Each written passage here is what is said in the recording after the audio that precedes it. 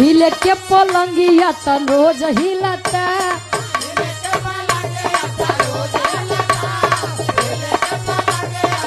क्या बात है।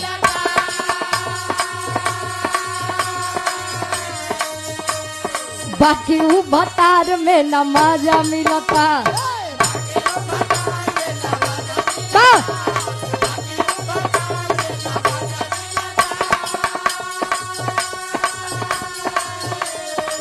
हिले के पलंगिया त रोज हिलता बाकी उ भतार में न मजा मिलता।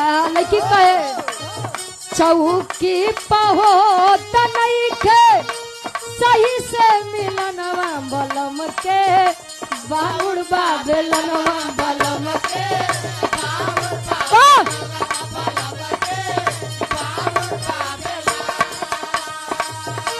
बलम के बाउड़ बेलनवा